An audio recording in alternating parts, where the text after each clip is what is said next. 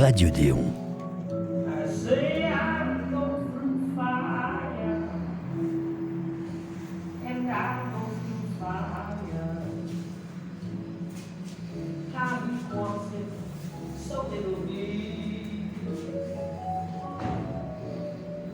Parole de garde. C'est l'heure de garde, t'es là, emmitouflé dans ton duvet, il fait froid, il y a de la musique, quelqu'un qui danse. Et toi, pourquoi t'es là? Pour le spectacle.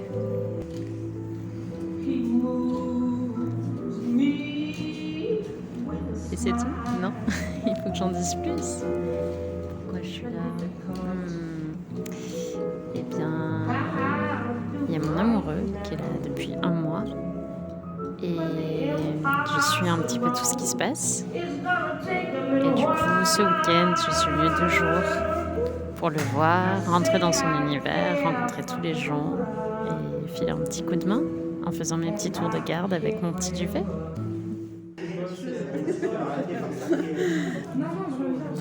Qu'est-ce qui a fait que tu as pris tes affaires et que tu as décidé de venir dormir ici sur un matelas et ne pas dormir d'ailleurs et réfléchir et faire des choses ensemble? Qu'est-ce qui a fait ça? Pour moi, l'Allée Théâtre, c'est un peu devenu le QG des luttes en fait. Et tout à coup, c'est comme si c'était des grands rassemblements de militants et qu'on a le temps aussi, de ce temps un peu de 1 jour, 2 jours, 3 jours, de pouvoir se rencontrer. Parce qu'en fait, il faut vraiment se rencontrer pour de vrai, pour avoir le temps de réfléchir à comment s'organiser pour les luttes futures. Et on n'a jamais le temps de se rencontrer. On est militant sur des causes différentes. Moi, c'est sur l'accueil des exilés au départ. Mais après, je milite sur le droit au logement et plein de choses comme ça. Et on est toujours dans l'urgence. Et on a vraiment beaucoup de mal à se rencontrer les uns les autres et à réfléchir tranquillement. Et là, en plus que ce soit utile d'avoir des gens qui occupent un théâtre, voilà, j'y suis. Et je suis là aussi pour, par exemple, je vais préparer un événement avec les maîtres d'hôtel qui ont besoin d'aide. Et du coup, voilà, je vais faire ça avec eux, mais si je les ai rencontrés ici, sinon je les aurais jamais rencontrés. Et ils ont besoin de nous aussi. Et donc, c'est ma manière. Voilà, tout ça se fait sur la rencontre en fait. Parce que derrière les écrans, ça va bien, mais en fait, concrètement, sur le terrain, on a besoin de corps, on a besoin de gens, on a besoin de vivants, quoi. Et c'est l'opportunité, je trouve, de se rencontrer et de réfléchir vraiment.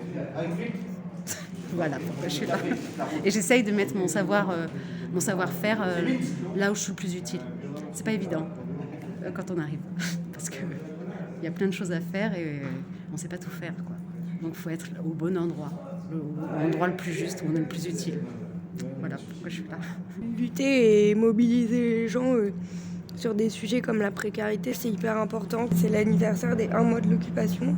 On a dépassé mai 68 et 92, je crois. Donc c'est la plus longue occupation de l'Odéon. Alors pour moi, c'est pas un record. C'est une désolation de gouvernement. On a un gouvernement qui est en train de nous prouver qu'il est encore plus dégueulasse que les autres. Donc pour moi, non, c'est pas un record, c'est une tristesse. Parce que j'ai en train de voir un gouvernement qui ne veut pas nous écouter et ne veut pas nous entendre. Quand on parle de précarité, il n'en a rien à foutre. Je ne sais pas, notre président a dit au début de son quinquennat, dans 1 an, il n'y aura plus personne dans la rue. Je trouve qu'il y a 1 million de plus de personnes dans la rue. Donc, pour moi, c'est la tristesse. C'est pas une victoire. Mais on prouve dans ça qu'on est déterminé à le faire flancher. S'il faut qu'on aille mettre un coup de pied dans le cul à l'Élysée, on ira. Voilà ce que j'ai envie de dire. Voilà, du coup on est pas mal. On est pas mal. Si je suis là, c'est parce que je suis dans la merde. Je n'ai que 100 € par mois pour vivre. Je suis primo-entrant à l'intermittence. Je suis toujours étudiant au conservatoire de jazz à Montreuil. Et mes parents m'aident comme ils peuvent pour le loyer, mais j'ai commencé à déclarer mes dates cet été, mais tout est fermé. Je ne peux pas faire ma profession. J'étudie toujours à côté, j'ai pas l'âge d'avoir le RSA non plus, donc voilà. Je passe mon temps ici. l'aspect politique et l'aspect technique des lois, ça a été un apprentissage hyper intensif. Je me suis retrouvé aussi entouré de gens merveilleux, très humains, et je me suis senti quand même à ma place, à avoir une capacité de pouvoir parler, de me faire entendre. Et ça a été le cas pour beaucoup d'autres gens, j'ai remarqué, d'univers différents, qu'ils soient syndiqués ou pas, qu'ils soient d'un parti politique ou pas, de secteurs aussi différents, qui ne soient pas dans le secteur de la culture, que ce soit genre l'hôtellerie, la restauration. Il y a aussi énormément de techniciens ici, il y a des comédiens évidemment, des musiciens, des danseurs. C'est chouette, il y a une parité qui est complètement maintenue sur la parole.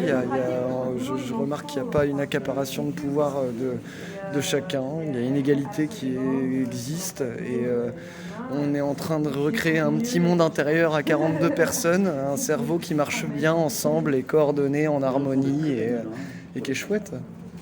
Et il y a évidemment des moments où c'est un peu plus dur, et qu'il y a de la remise en question et des moments de tension, mais qui restent à chaque fois très brefs, et qui sont résolus assez vite. Et sinon, on est tous là pour la même chose, et c'est pour un monde meilleur, pour un monde meilleur, pour un monde meilleur.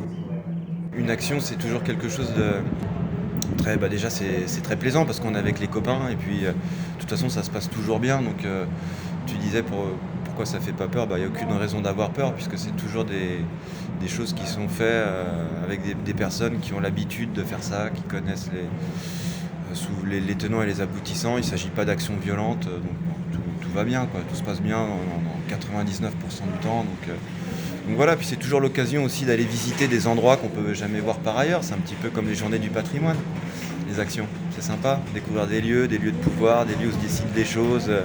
Voilà, puis aller à la rencontre des personnes qui occupent ces lieux, discuter avec ces personnes de ce pourquoi on est là. Nos revendications qui sont l'abrogation de la réforme de l'assurance chômage et la prolongation des droits au chômage pour toutes les personnes qui sont en emploi discontinu.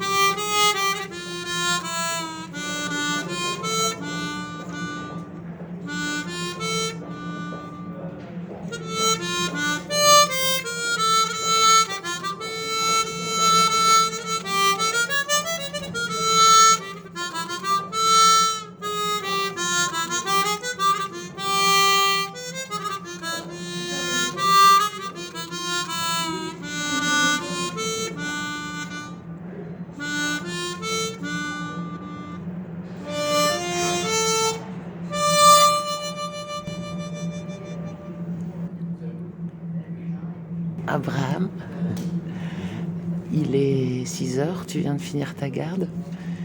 Et pourquoi t'es là? Waouh. Je suis là parce que je crois que j'avais envie de collectif en fait. Là, je parle au niveau humain. Après, politiquement, évidemment, je pense que c'est important symboliquement de montrer qu'on existe en fait. Voilà, ça c'est important. C'est important pour nous-mêmes déjà de se compter, enfin, au bon sens du terme, quoi, de se dire voilà. Et puis de montrer aussi voilà qu'on n'a pas envie de crever. Là, je dis on. Après, c'est compliqué parce que moi, je suis plus intermittent, donc ça va. Je suis salarié, donc je bosse, mais ça suffit pas parce que même là où je travaille, beaucoup de choses se passent par écran, par virtuel, tout ça, et je crois que refaire du lien physique, humain, ça redonne un peu du sens, quoi.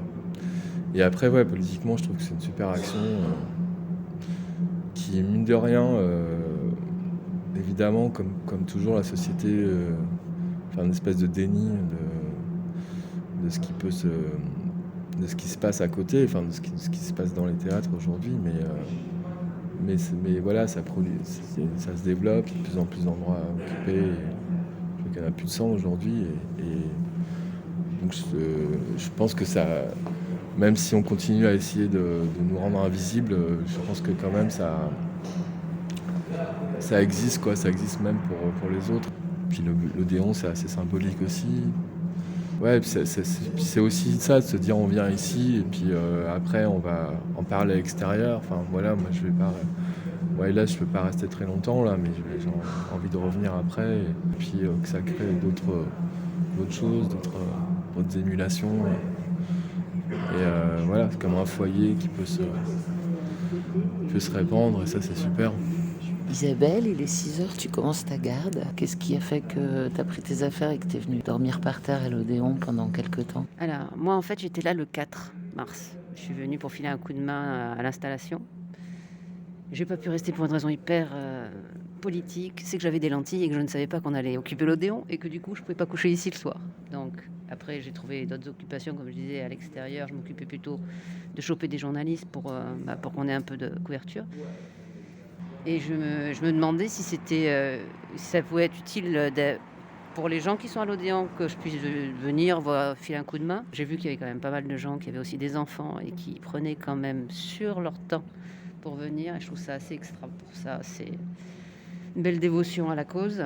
Et donc, du coup, je me suis dit, s'ils avaient besoin de moi, que j'étais bouche-trou sans problème. Voilà. Donc, voilà pourquoi je suis là, parce que je pense que c'est important, parce que je pense que c'est notre dernière chance d'obtenir ce qu'on veut, parce que c'est la première fois qu'il y a un miracle et qu'il y a ce qu'on appelle la convergence des luttes, certes, mais c'est surtout que tous les intermittents ont pu réaliser grâce au Covid, comme quoi à toute chose malheur est bon, qu'on pouvait en discutant, on s'est aperçu qu'on était nombreux à être dans des situations qui n'étaient pas si isolées et inévitables que ça. Donc, et que, en effet, le fameux adage « l'union fait la force », pouvait encore être utile, sachant que aussi le fameux adage diviser pour mieux régner est de toute actualité. Donc voilà pourquoi je suis là, parce que j'ai encore un espoir qu'on puisse avoir gain de cause quand on a raison. Des fois, c'est quand on pense qu'on ne sait pas parler qu'on parle le mieux.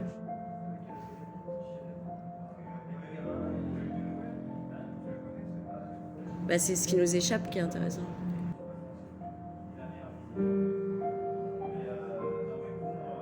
Je suis pas militant à la base, ça m'empêche pas d'avoir une pensée politique, mais je suis pas militant.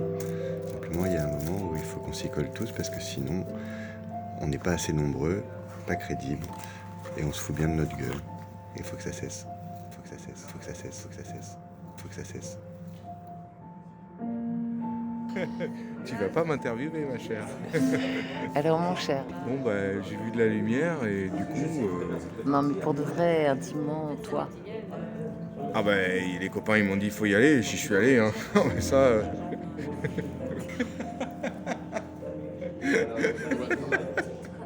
Ah, il est mort.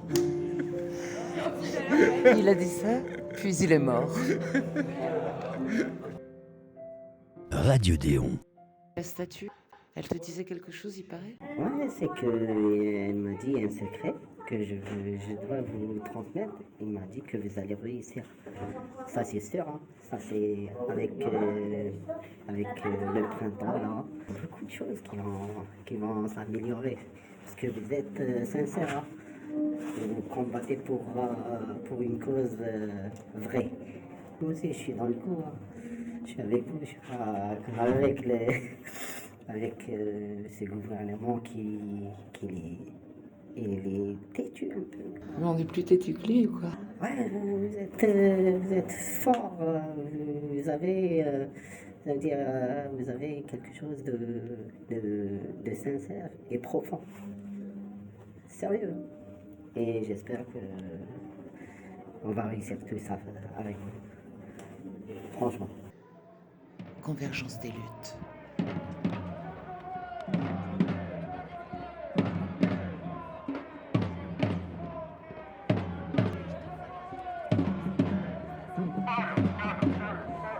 Moi, je suis sans-papier. Voilà, j'ai venu ici en 2009.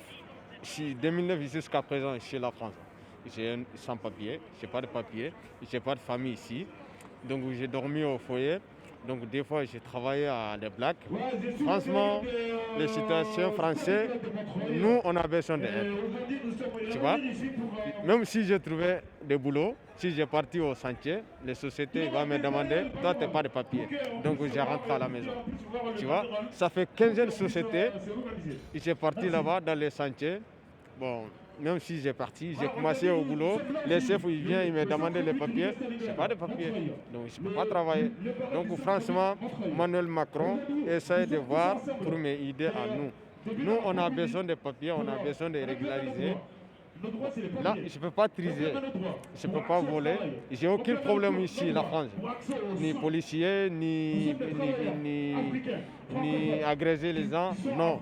Justement, ici, là, je suis tranquille. Mais là, on a besoin de papiers. Donc, moi, je veux que je trouve, vous me donnez un papier pour travailler. Donc, si tu n'as pas de papier, qu'est-ce que tu vas faire? On a mal condition. Donc là, je veux savoir que si vous m'aidez pour trouver un papier. Donc là, si c'est possible, je vais envoyer mon numéro 07 58 27 83 72. Voilà, donc là, j'habitais à Drancy, foyer de Drancy, mais c'est à quelqu'un. Donc là, j'ai besoin de papier, quoi. Voilà. Comment est-ce que ça se passe pour faire la demande de papier maintenant? Bon, là, on ne peut pas trouver la rendez-vous. Tu vois, on a tenté beaucoup, 1000 fois. Il y a un rendez-vous, on n'est pas de rendez-vous. Donc j'ai l'impôt, j'ai du médical, donc j'ai le titre de transport, j'ai tout. Mais là, des fois, je ne peux pas sortir parce que ce n'est pas l'argent pour rechercher mon ticket de transport. Donc, franchement, nous, on a besoin de papiers. Voilà. C'est ça qu'on a besoin. Voilà. On ne peut pas triser les gens, on ne peut pas voler les gens, les business, non. Justement, papier. C'est tout. Merci.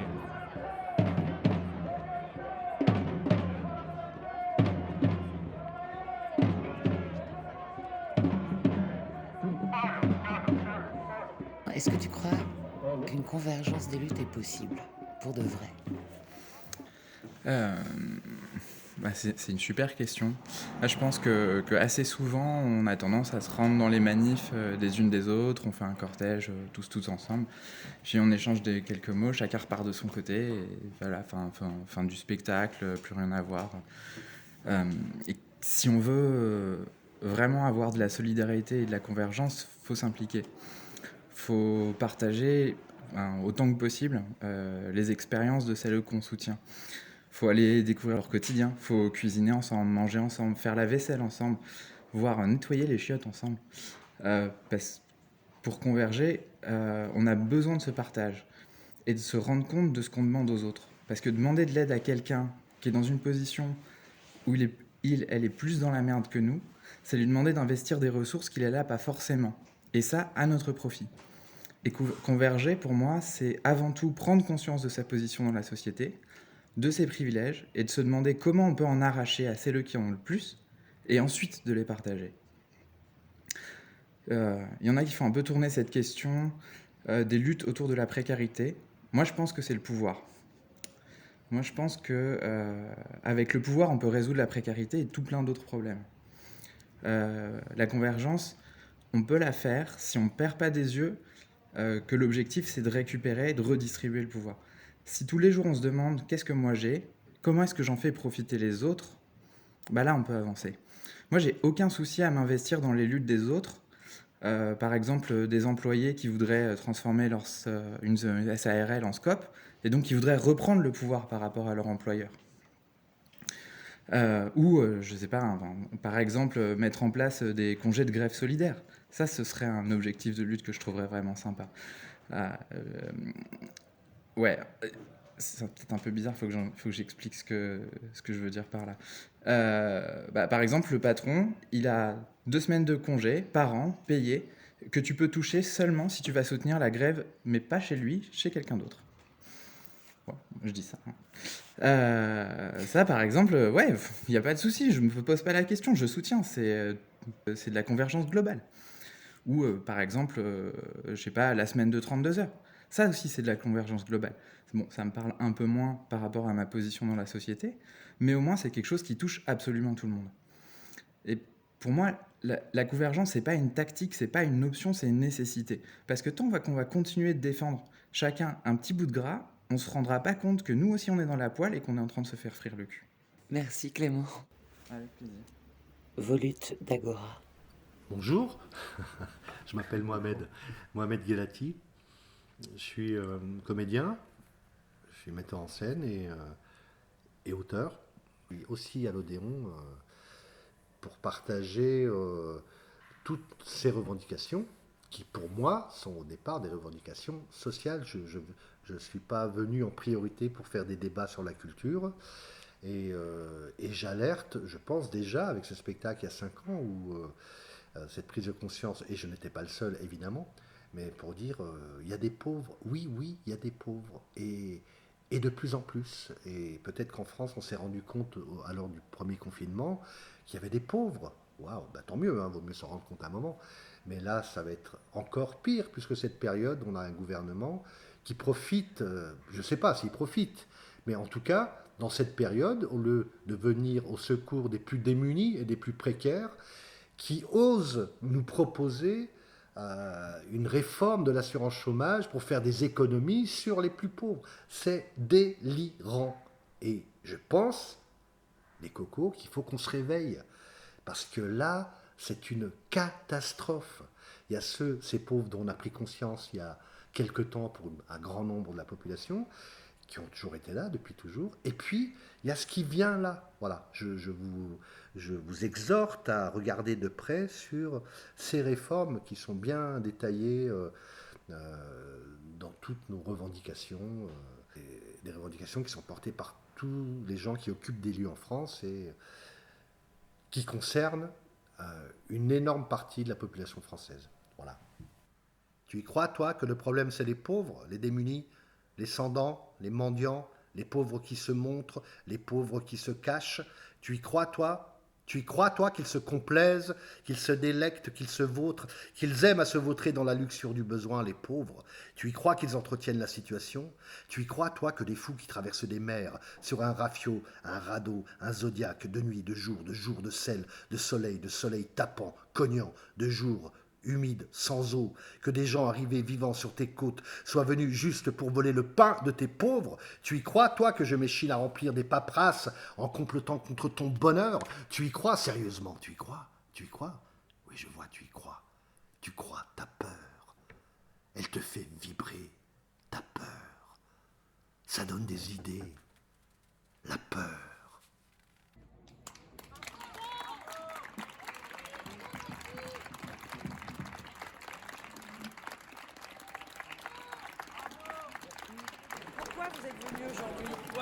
Bah écoute, moi j'ai trouvé que c'était la moindre des choses et en plus c'était une bonne occasion.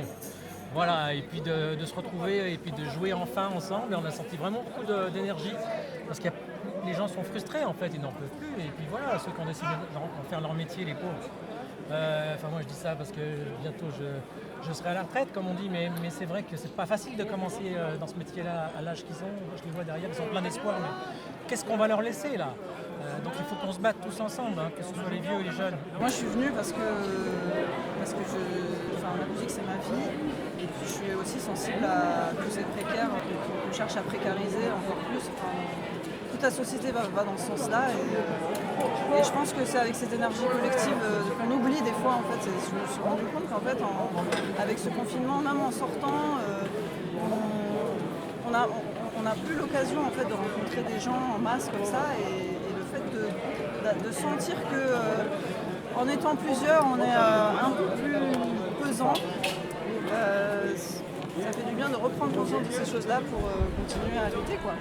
Conversation à Rony. En 2014, j'avais déjà fait des actions avec la CGT pour défendre nos droits.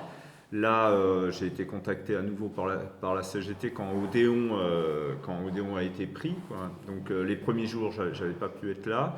J'ai fait 2 jours, 2 nuits là-bas et c'était, au fur et à mesure, j'ai pris connaissance des revendications. Alors bien sûr, pour défendre cette idée d'une autre année blanche pour les intermittents, parce que c'est quand même pas évident de faire nos cachets, nos heures. Alors si en plus il n'y a pas cette année blanche supplémentaire, je ne sais pas comment on va faire. Et puis aussi cette revendication que je trouve importante, qui est le retrait de la réforme de l'assurance chômage, où tout simplement on est déjà tous plongés dans une grande précarité.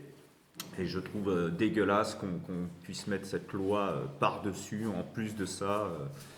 Voilà. On est contre la précarité, on est contre la précarité qui va s'installer parce qu'on voit bien que cette assurance chômage, qu'on soit anti-Macron ou qu'on soit macroniste ou autre, on se rend bien compte qu'il y a un problème. Il y a un vrai problème avec cette assurance. Et il commence seulement à prendre conscience, là Elisabeth Borne commence seulement à dire « il se pourrait que nous ayons été un peu trop vite en besogne ». Mais c'est du bout des lèvres. Mais est-ce qu'ils vont réagir? Et donc, il faut se bagarrer. Et puis, bien sûr, on demanderait cette année blanche. Moi, je n'ai pas l'intérêt parce que je n'ai pas bénéficié de l'année blanche.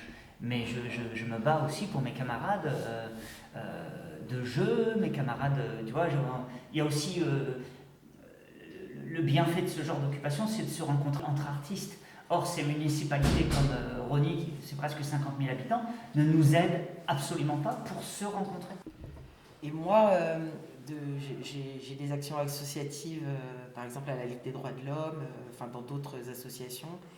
Et en fait, bon, on la voit, la précarité exploser. Enfin, je veux dire, c'était déjà pas... On est dans le 93, là, c'était déjà pas bien vaillant avant. Et alors, donc, au-delà de tout ce que mes camarades ont dit, entre autres pour les artistes, on a vu les lignes des Restos du Cœur s'allonger... ils sont juste à côté de chez moi, les rues, ça remontait jusqu'au bout de la rue. On a essayé de faire des actions citoyennes dans la ville, de mettre des paniers solidaires, des choses comme ça, mais déjà rien que tout ça, donc en plus je lisais pas mal quand j'ai vu l'arrivée, je dis quoi, ils vont réappliquer cette réforme dégueulasse dont je m'étais renseignée avant qu'ils la suspendent. Je me disais mais c'est juste pas possible quoi, c'est-à-dire que c'est le moment où il faudrait le plus de solidarité possible nationale. Enfin, moi, je dis toujours, on est ravis d'apprendre qu'il y a 4 milliardaires de plus en France. Hein. On a appris ça la semaine dernière, quelle fierté. Mais moi, je ne peux plus supporter qu'on vienne gratter sur le dos des plus pauvres. Et encore, je le dis, moi, je n'ai pas été trop impactée par le Covid. Mais je ne sais pas du tout de quoi mon année 2021 va être faite. Hein, parce que pour l'instant, je n'ai pas de contrat, donc je croise les doigts. Je me dis qu'il va y avoir des choses qui vont se faire. Donc déjà, je m'interroge sur ma situation.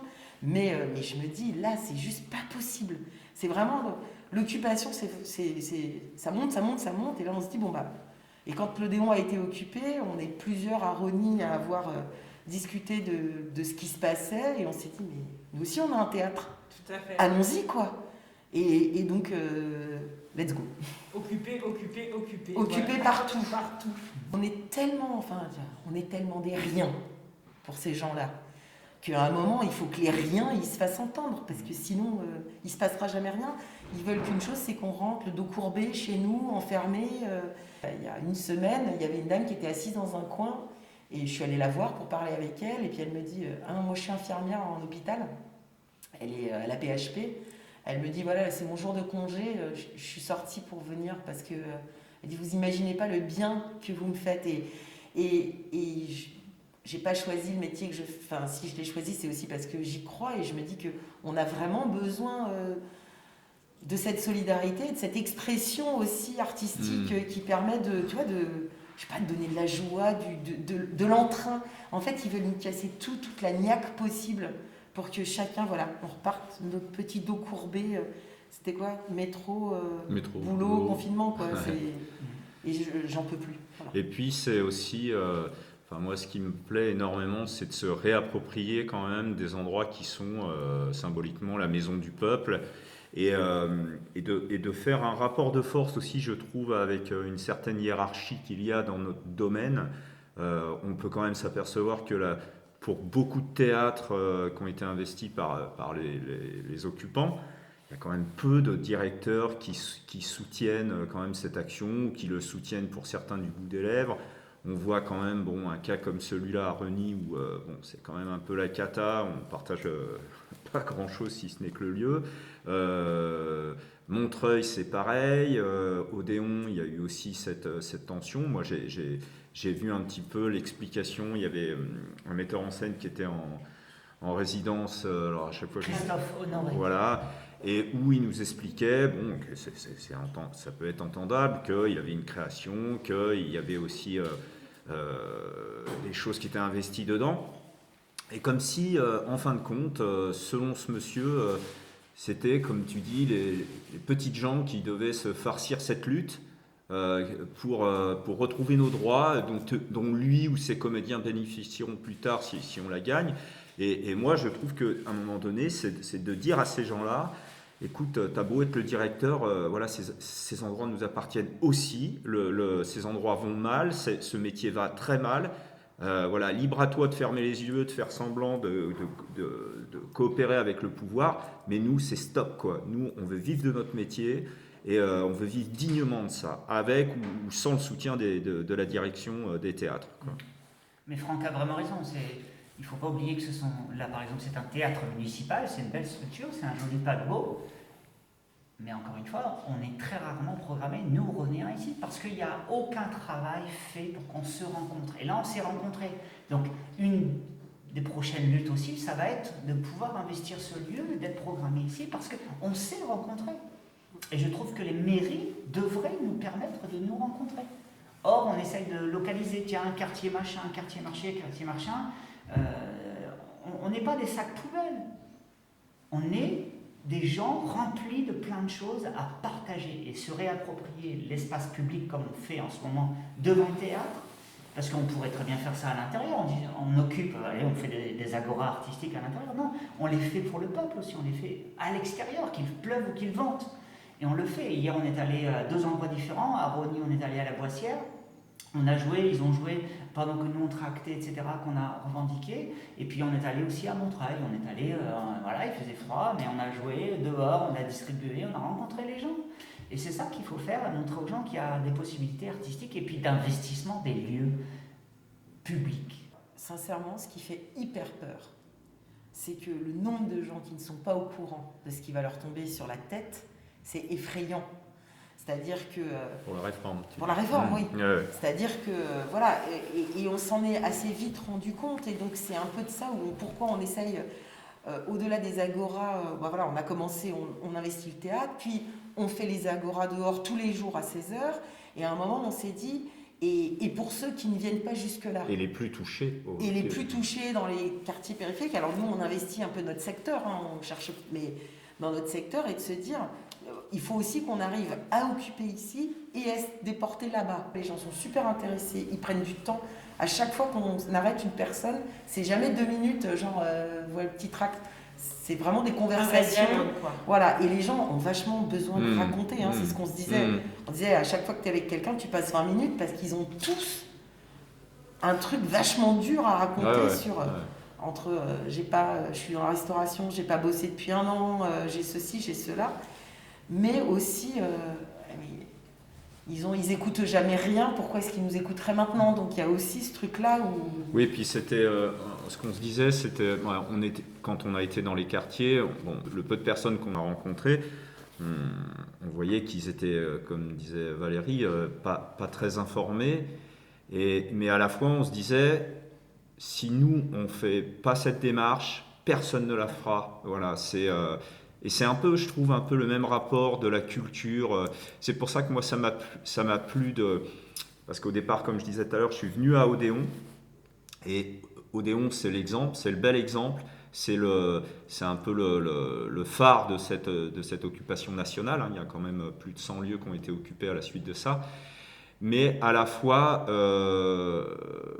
moi, ça me plaît d'être dans un endroit complètement oublié et le challenge, c'est de le faire apparaître, quoi, le faire. Et je raconte ça parce que pour moi, c'est aussi ce qui devrait être la culture. C'est-à-dire, là, hier, on a été dans des endroits où, moi, le sentiment que j'ai eu, c'est que la culture n'existe pas, enfin, au sens large, il y a une culture, bien sûr, mais la culture n'existe pas. Le sens de la démocratie, dans le sens être au courant des lois, on a été voir des gens qui sont peut-être plus concernés que nous sur cette réforme de l'assurance chômage et qui n'ont aucune connaissance de cette réforme. Et c'est eux qui vont en prendre plein la gueule dans les premiers temps. Je crois que ça démarre au 1er juillet, ce truc-là. Donc ça, c'est important vraiment qu'on ne soit pas fataliste par rapport à ça. On n'a touché qu'une personne sur 100 personnes, tant pis. Je pense qu'il faut vraiment que la culture aussi, à un moment donné, fasse cette démarche d'aller dans des endroits où il ne se passe pas grand-chose. Parce que pour moi, c'est volontaire aussi ces quartiers-là. C'est-à-dire on les exclut, on les laisse les uns entre les autres. Et puis voilà, il y a pas de conscience, il y a peu de conscience qui se réveille si on ne vient pas se joindre à eux, quoi. Et c'est ce qui sort de nos âgés, enfin voilà, en tout cas de la quarantaine. On a tous eu cette conscience qu'on a presque un devoir d'éducation populaire, en fait. Exact. Vraiment, avec nos armes. Ça passe par la musique, ça passe par les textes, ça passe par autre chose. Mais on s'est tous dit, occuper, ce n'est pas qu'être dans le lieu. Ce qui me plaît vraiment dans cette lutte, c'est qu'on n'est pas arrivé avec nos petits sabots en disant oui, nous les intermittents, nous les artistes. Il y a tout de suite eu une généralisation de la lutte en disant attention, la réforme de l'assurance chômage va pénaliser énormément de monde et qu'on ne demande pas simplement la 2e année blanche pour les artistes, on demande vraiment que cette réforme soit enlevée parce qu'elle est pénalisante. Entre une perte entre 17 et 40% sur le montant des allocations chômage. Enfin, c'est énorme. Énorme. Et si tu recrutes une personne qui elle-même recrutera une personne, c'est-à-dire arriver à se concentrer, à se dire moi je vais ramener une personne dans l'occupation. Et c'est pas genre venez occuper, c'est toi, ta responsabilité personnelle d'aller chercher une personne. Et de dire autour de nous, à ceux qui ne se bougent pas dans le milieu du spectacle, attention, cette année blanche, elle n'est pas décidée, quoi. Arrêtez de dire oui, c'est pas possible, ils vont obligatoirement la remettre. Hein. Je souhaite qu'ils la remettent, et quand bien même ils la remettraient, ce serait quand même grâce à ceux qui se mobilisent depuis plus d'1 mois, mais elle n'est pas encore confirmée. Hein. L'occupation des lieux de culture n'est pas le bon moyen, c'est inutile, car les difficultés du monde de la culture, nous les connaissons. Mais ces manœuvres sont dangereuses, elles sont dangereuses, elles sont dangereuses, car dangereuses.